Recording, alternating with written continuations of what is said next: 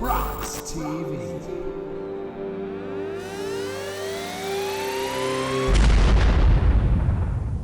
Ladies and gentlemen, my name is Sid Jones, and my guest today for RoX-TV needs no introduction. I'm going to let him introduce himself. Well, that's usually what I do on my radio show when I forget people's names. I say, "Hey, you introduce yourself." But anyways, Sid, thank you guys so much for having me. My name is Rudy Hill. I'm sometimes known as Rudo. I'm sometimes known as the Rude Boy, but I'm always known as your homie, the one and only Rude Boy, Southwest Detroit's very own JCW Hall of Famer, International Big Time Wrestling Hall of Famer, and sometimes background singer and hype man. That's what I do. Speaking of hype man, Juggalo weekend, you were on stage with Violent J. You know, we got to rock out the House of Blues, which is always a beautiful thing. The House of Blues is legendary here in New Orleans, and you know, to do it with my best friend since we were 14 years old. I was saying before we went on the air that I looked over at him and we just smiled and started laughing before we hit the stage because, you know, we always had these big dreams. We always said, well, this is what we're going to do. And everyone laughed at us, and you know, because we were like, we're going to be wrestlers. And they're like, oh, sure. We're going to be wrestlers. We're going to be rappers. We're going to take on the whole fucking world. We're going to own the whole world. And everyone kind of just brushed it off. And last night was like one of those defining moments where we looked at each other. And I love Shaggy. I love Joey to death. But Joe and I, we've always been a little bit more close, a little bit more tight. So for us to be able to share that stage like we did last night. And this wasn't the first time. You know, we went out on that, we were supposed to be out on that solo tour. And we did a couple shows. One New Year's Eve in Albuquerque, New Mexico, which was amazing, by the way. Shout out to the 505. And then, of course, we did Tucson, Arizona. So, you know, and Violent J and myself, man, we literally, and, you know, your crew will tell you that I was concerned yesterday because we didn't practice. We didn't rehearse. We didn't do nothing. We went there on that stage and went and did the damn thing. That was a lot to try and figure out which question I wanted to bounce off of, because when you said, like, in the beginning, people laughed at us, people doubted us. When the moment started coming along, was there one defining moment where you're like, this is it. We are the biggest of the biggest. And it was like, this is it for us. Was there a moment like that? I mean, Sid, I think we're still living those moments, you know. I'm sitting at home with my kids, my little kids, and we turn on TV, you know, and they love this show called Fresh Off the Boat. And all of a sudden, there's a whole fucking episode about Insane Clown Posse in 2019, brother. In 2019, you know, my 4-year-old daughter is watching this. You know what I mean? And so I think we're still having those defining moments, because what happens is very often I say to myself, oh, my God, this is the pinnacle of what we've built and who we are. And then all of a sudden, something bigger will come and wipe it right out. So it's like I feel as though God is still providing those moments of you guys are not done. There's a reason why, Sid, a reason why there's a rotating door in music. Think about it. Almost 30 years in the game. Think about all those who've come and gone. Think about all of those ones that were on top, man, had the world by the balls. And now they're saying, would you like to supersize that? You see what I'm saying? So we're still having those defining moments, and I still feel as though there's a lot more to be told to this story. I told Joe years ago when he wrote Behind the Paint, I was like, why are you doing this? And he was like, what do you mean, why am I doing this, Rudy? Man, you know, it's our story. I said, bro, the story is far from ending. Far from ending. And you're going to have to come out with a chapter 2. And I don't know how many people are going to be happy about buying another book. If you had to pick one moment, though, what would be one of the greatest highlights of the entire beginning, from the beginning of this saga all the way to today? Is there one moment that, like, this is probably the greatest moment? Well, there's probably a couple. I can't just pinpoint one. One is being at Woodstock And as far as your eyes can, as far as your cataracts could fucking fathom, to see that many people at one time enjoying what you're doing on that stage, it's pretty damn wow. It's one of them wow moments because I've never been around that many people in my life. And it's also kind of a scary moment. You know, you're looking around like, man, if hell breaks loose, what do you do?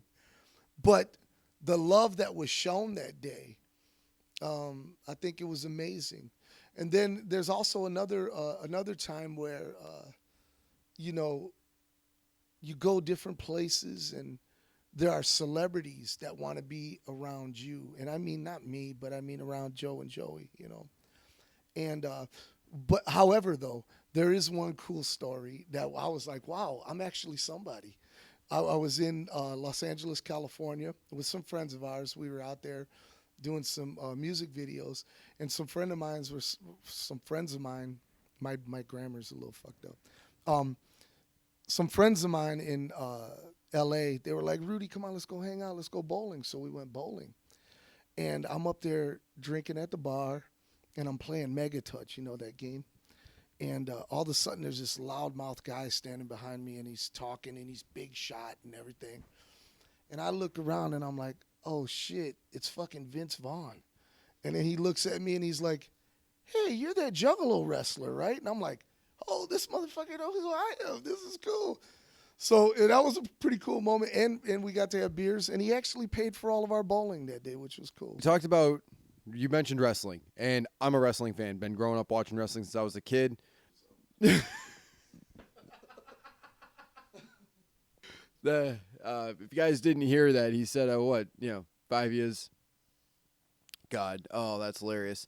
No, I've been watching for a while, long while. I'm 29, actually. I know I don't look it. I look like I'm 12 on a good day. But who was like your... Who was what was your inspiration getting involved in wrestling? Like, do you have a favorite wrestler or?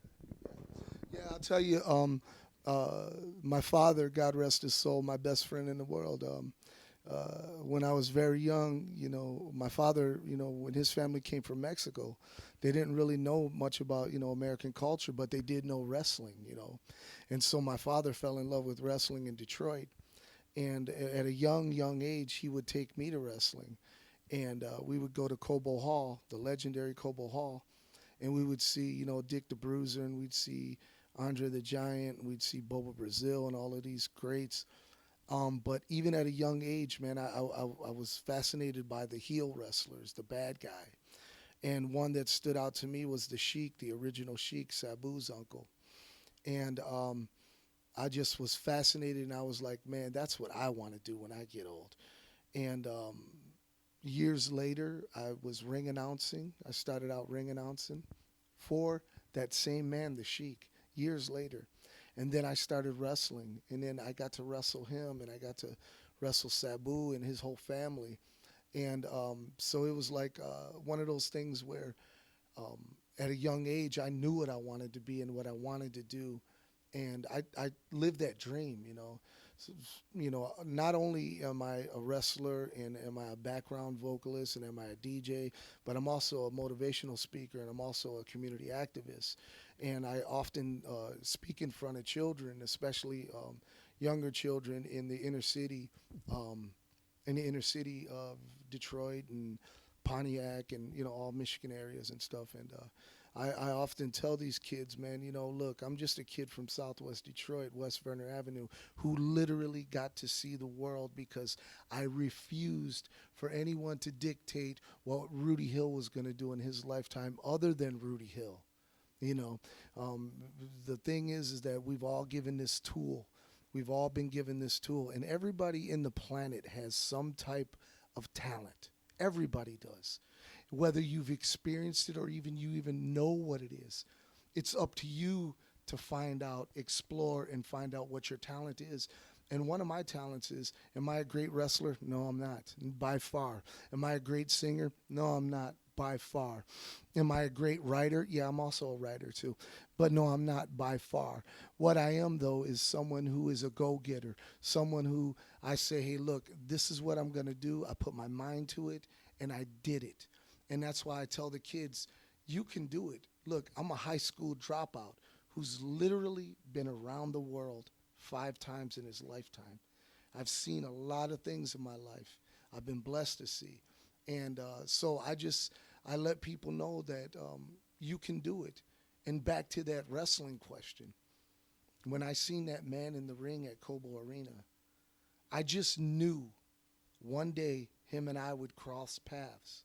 I just knew it. I'm a firm believer of the laws of attraction. I'm a firm believer of the book, The Secret. If you see it, if you visualize it, and you believe it, it will happen. Just do it. There's nothing to it but to do it. Aside from the wrestling career, the illustrious... It's been a long time since I've been able to talk to somebody that's in depth like this. When I interviewed Big Hoodoo, it was very much like cut and dry, like, you know. But there was like 3 other people in there, so it was a much different environment, also noisy. But I had to ask you: is this going to be one of the gifts that we're going to see for your next wrestling match? This beautiful shirt, I'd like to add. It's a great shirt. Can you tell us about your shirt? I've been curious about it this whole interview. I'm like, what's up with that shirt? It's no. Yeah, I wear a lot of clothing. So I just compared you guys to Vlad TV, and you're asking me about my wardrobe.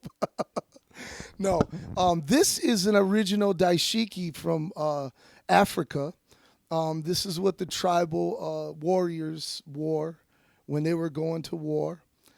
This is inspired by Carlos Santana. And who's wrestling? I never said I was wrestling again. They've been teasing it. Violent J keeps trying to call me back into the ring, but man, I'm just an old beat up guy, man. I don't know if I could do that anymore. I mean, shoot, you know, triple bypass surgery, heart surgery, died twice on the table. Man, I don't know, you know, I don't know if I could do that again. But just a friendly reminder, Mr. Joseph Francis Bruce. That's right. You remember West Virginia. You remember what happened down there. You might not want that to happen in 2019 at the 20th gathering of the Juggalos. Yeah, it's going to be interesting if it happens. We'll see. He keeps calling me out, and so we'll just see. You know, a man can only take so much, but Violent J, Joseph Francis Bruce, I love you, and yeah, we'll see what happens. But yeah, what a dope daishiki, huh? Also a dope story. Like I said, I was really curious about it. I'm like, I feel like with you, everything comes with a story, and I think that that's absolutely amazing and crucial as people. Like, what's the purpose of us doing what we do if we don't have stories to tell? So you brought up Gathering 20. I'm excited for Gathering 20, and I was just curious. Is there anything that you could tell us about? Maybe some potential performances, anything like that? What we can expect from Gathering 20? Well, I'll tell you what. You guys know throughout the years, Psychopathic Records has lost millions, and I mean millions, of dollars on gatherings in 20 years. And this year is no exception to the rule. This one will be bigger and better. This will be the biggest gathering by far that has ever been put on in the past 19 years. It's exciting. I wish I could tell you some of the things that are going to happen because, you know, I've been sitting in on these meetings and my mouth continues to drop to the floor like, is this really happening? And, you know, sometimes I look around, I'm like, this shit ain't happening. And then I look at the contracts and I'm like, oh, shit, it's happening, man. So it's really exciting. Can I tell you much more? No, I can't. No, I just can't. But I can tell you this. When the bombs start to fall, and they're going to be falling in the next couple weeks on the Juggalo show, when the bombs start to fall, my God, you all are going to say, man, Rudy, you were not full of shit. You were straight up. However, I can tell you that closing out the gathering, like it has been for the past 4 years, is DJ Carlito's Juggalo Jam. And everybody knows that that's the legendary party that closes out the gathering, and everybody will be there. And you know how we do it. It's just going to be great, man. Speaking of DJ Carlito, a very, very talented DJ in his own right. This man has accomplished a lot. What's it like working with DJ Carlito and having him on the team and kind of like showing him the ropes a bit? Well, it's funny you say that because once upon a time, Carlito and we used to go places together when he was much younger, and everyone would be like, "Oh my God, Rude Boy, that's your son." And I'm like, "Yeah, this is Carlito." And now we go places, and they're like, "Oh my God, DJ Carlito, is that your dad?" I'm like, I used to be Rude Boy, just hi. And no, but I'm really proud of Carlito. Carlito's my best friend, man. Sid, he really is. I have children, and but me and Carlito, we have a bond. I hate when people say, "Man, I love all my children equally." I do. That's bullshit. That's bullshit. I mean, I call a spade a spade. One thing you're gonna get from Rudy Hill is honesty, and my kids all know that I love them dearly, but they also know, and they will tell you, "Oh, Carlito and Dad, forget it, man. They got something special. There's a bond there." And he's my business partner. He's my best friend. He's someone that I can honestly tell you, Sid, that I've never told a lie to. Never. Not one lie. I've always been honest with him, even when it hurted. And I think that created a better man in him than what I was. And I like to think, because some of your crew was saying how humble he is and how, gracious he is to be around people. And one of the things that I taught Carlito, because right now Carlito is on the rise. And, he's out there. He just got done finishing up the tour with Shaggy, which was very successful. Shout out to all the boys out there. He's on the rise, but he still remains grounded, and that's real important, One of the things that was a problem with Rude Boy back in the day, when we were doing Malenko and we were doing Jekyll Brothers and all that stuff, I thought that, when you're rolling and you got some semi-celebrity, you have to be a dick, you have to be an asshole. I thought that was just what celebrities did. But little did I know that just being cool to people and showing love to people gets you a whole lot further, What is that? You can attract more flies with honey than you can with vinegar. Yeah, and I live my life by that, and I've passed that along to Carlito, like, hey, look, no matter where you go in this world, man, you treat everybody as equal, and you make sure that you take time to speak to people and look them in the eye and say what you feel with conviction, and say it from your heart. And I'm proud of him, man. Throughout the whole Shaggy tour, every day I couldn't wait to wake up in the morning and look at social media and watch those guys rock out the shows. And, he's come a long way, and we do our show Cruising the Barrio on Friday, Saturday, and Sunday nights on CRBradio.com and Cave Radio Broadcasting. And it's an all oldies show, and we just love that music. The guy has he has a knowledge of music for the last 50 years, and he's 23 years old. And I'm proud to say that it was because of myself that he knows all of that stuff. And so Carlito's like a chameleon. He can go out on the road with Shaggy 2 Dope and rock out to all the Juggalos, but he can come right back home to Detroit and rock out at a retirement party with some people who are in their 50s and 60s, and he has, so I'm proud of him. And again, he's one of those cats that are on the rise, and as long as the Juggalos and the underground and just the world continues to show that love, you're looking at someone who came from the ground up. He literally cut his teeth with his Uncle Joe and Uncle Joey. And that's who he's always known them as. You know what I'm saying? So he's grown up in this business, but he's did it with a humbleness. He didn't do it as privilege. And Carlito never got nothing on privilege from Psychopathic. He's the same guy who had to fucking go set up the shows, set up the props, play monsters and clowns. He's paid his dues. It wasn't just because he was Rude Boy's son, because that obviously doesn't hold water these days when I'm DJ Carlito's dad.